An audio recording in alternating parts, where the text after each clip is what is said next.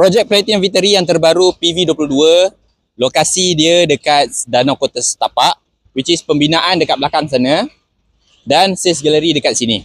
So kali ni saya akan tunjukkan PV22 punya sales gallery, apakah yang terbaik sama ada untuk tinggal atau untuk buat sewa untuk projek PV22 ini. So projek dekat sebelah sana, macam saya cakap tadi, ada dua building. So ini adalah sales gallery dia. Nanti kita akan tampal yang terbaru, tampal ada PV22 punya signboard dekat sini. Nah, PV22 punya signboard akan ada kat depan sana. So dia akan masuk. PV22 ni saya boleh katakan boleh buat dua-dua, iaitu boleh buat sewa dan boleh juga buat untuk tinggal. Kenapa saya boleh cakap macam tu? Okay, first kita akan pergi ke bahagian sini, sebab dekat sini adalah seluruh kawasan map untuk LRT, MRT, KTM. So dekat kawasan Setapak adalah kawasan sini. Dan LRT station untuk LRT station yang sedia ada adalah dekat Wangsa Maju sini. Tapi untuk PV22 yang terdekat ada future MRT, which is Circle Line yang warna purple sini. Dia akan pusing straight. So dia akan dekat sangat dengan PV22. PV22 tu yang warna merah sana tu, yang ini. Dan MRT Circle Line dekat berdekatan dengan dia, sebelah dia. Saya boleh katakan lebih kurang dalam 10, bawah daripada 10 minit lah untuk sampai.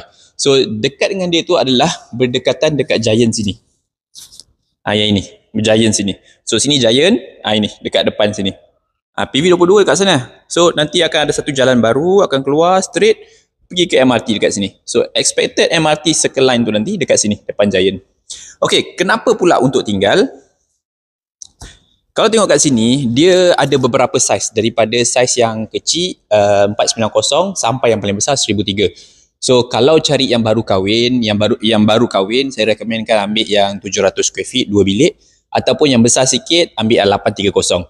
Itu memang sesuai untuk tinggal. Dan 830 tu juga dia punya view akan menghadap ke luar. Maksudnya bahagian luar sini.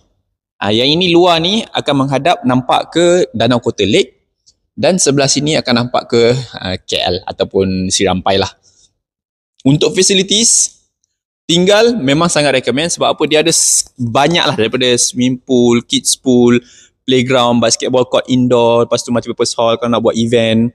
Sini ada playground kids area, and then nanti akan ada pickleball area dekat bahagian bawah sana, garden dekat sebelah sana. So akan ada jogging track, pusing sini boleh pergi sana. So untuk facilities memang sesuai, memang okey. Dan yang paling penting sekali dekat dalam building ni, management ataupun developer decide nak buat sustainable building. Maksudnya dalam rumah ni tak perlu nak pergi jauh-jauh, nak pergi sampai ke Giant sana, nak pergi sampai ke Setapak Central sana, tak payah.